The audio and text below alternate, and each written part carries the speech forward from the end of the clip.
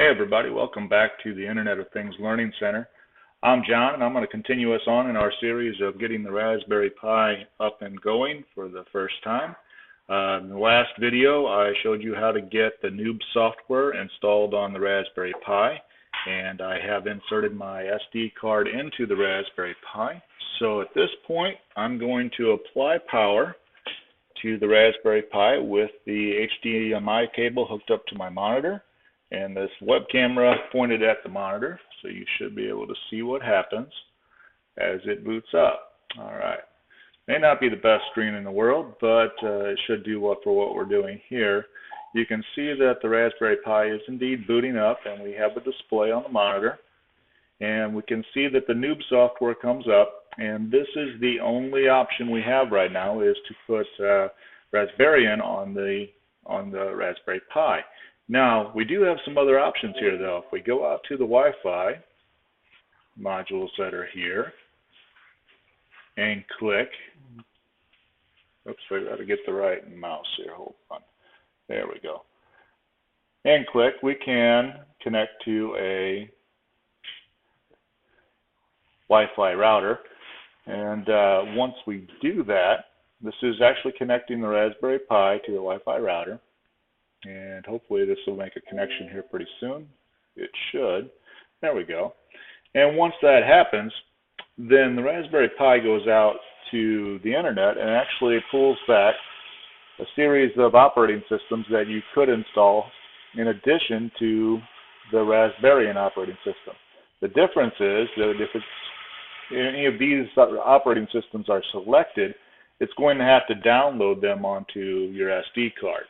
Whereas the Raspbian operating system is already installed on the SD card, it's just going to have to reformat the boot up of the SD card for that operating system to go as the primary, and probably delete a few files.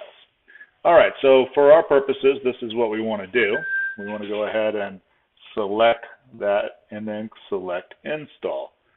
All right, and what happens here is it asks us the question and gives us the warning on what it's going to do to the SD card. And we go ahead and tell it, yes, install. So this is going to take a little while. It shouldn't take, I think it's about 30 minutes total for this to complete its installation preparation. And then I'll go ahead and pause this video and I'll come back and take you through the next steps.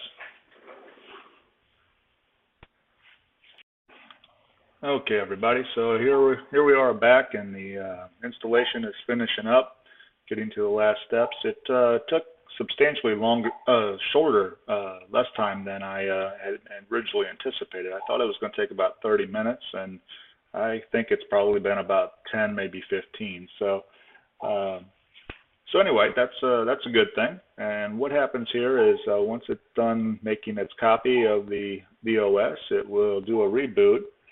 And then we'll progress through the next steps. So we'll let this go ahead and do its final little pieces here, and I'll try to catch it on the reboot, and we'll go on from there.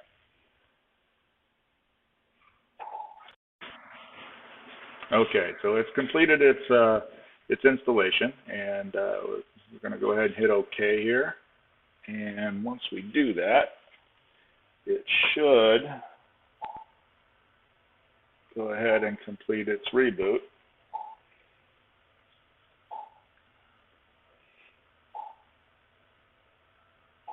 Like I said, this may not be the best video, as I'm actually taking video from a webcam to a screen. So again, I apologize for the quality, but I think it'll get us to where we need to go. So going through each of its steps.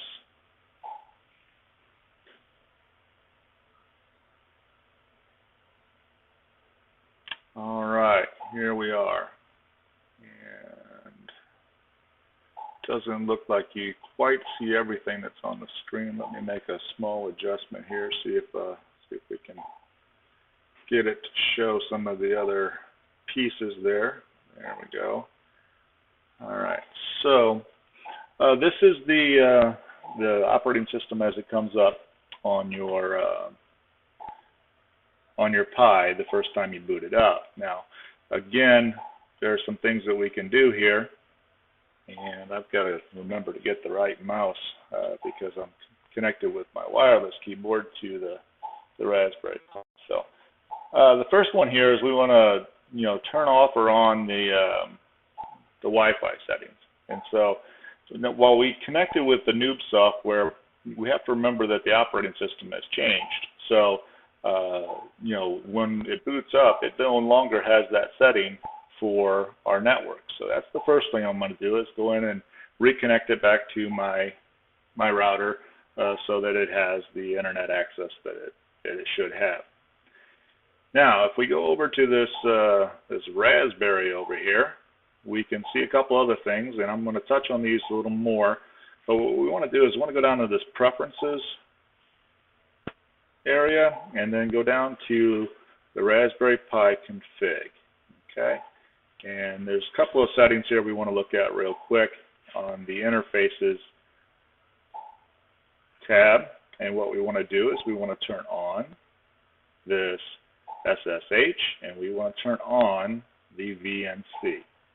Okay, and these are going to allow us to do our headless connection in the next video. So what they do is they allow us to basically remotely access the Raspberry Pi, which means we no longer will require this monitor that I currently have attached. So we'll be able to remotely access it. We'll be able to see this screen that I have on right now.